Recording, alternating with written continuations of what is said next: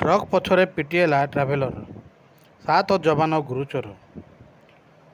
ଅନୁଗୁଳ ଜିଲ୍ଲା ଦେଇ ଯାଇଥିବା ଜାତୀୟ ରାଜପଥ 55ର ମୁଣ୍ଡାସାହିଠାରେ ଦୁର୍ଘଟଣାରେ ପ୍ରାୟ 10 ଜଣ ଏସ୍ଓଜି ଗ୍ରୁପ ଆହତ ହୋଇଛନ୍ତି। ସେମାନଙ୍କ ମଧ୍ୟରୁ 7 ଜଣଙ୍କ ଅବସ୍ଥା ଗୁରୁତର ହୋଇଛି। ସୂଚନା ଯେ ବିଳମ୍ବିତ ରାତିରେ 2nd ବାଟାଲିୟନର 14 ଜଣ ଯବାନଙ୍କୁ ନେଇ ଏକ ଟ୍ରାଭେଲର ଗାଡ଼ି ଝାରସୁଗୁଡ଼ାରୁ ଭୁବନେଶ୍ୱର ଅଭିମୁଖେ ଯାଉଥିଲା। ମୁଣ୍ଡାସାହିଠାରେ ଥିବା ଜାତୀୟ ରାଜପଥ ଉପରେ ଛିଡ଼ା ହୋଇଥିବା ଏକ ଟ୍ରକ୍ ପଛରେ ଟ୍ରାଭେଲରଟି ଧକ୍କା ଦେଇଥିଲା।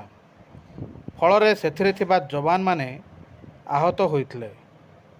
ଆହତମାନଙ୍କୁ ସ୍ଥାନୀୟ ଲୋକ ଉଦ୍ଧାର କରି ଜିଲ୍ଲା ମୁଖ୍ୟ ଚିକିତ୍ସାଳୟରେ ଭର୍ତ୍ତି କରିଥିଲେ। ସେମାନଙ୍କ ମଧ୍ୟରୁ 7 ଜଣଙ୍କ ଅବସ୍ଥା ଗୁରୁତର ରହିଥିବା ବେଳେ 5 ଜଣଙ୍କୁ କଟକ ସ୍ଥାନାନ୍ତରିତ କରାଯାଉଛି। ଆଉ ପ୍ରାୟ 3 ଜଣ ସାମାନ୍ୟ ଆହତ ହୋଇ ଜିଲ୍ଲା ମୁଖ୍ୟ ଚିକିତ୍ସାଳୟରେ ଚିକିତ୍ସିତ ହେଉଛନ୍ତି।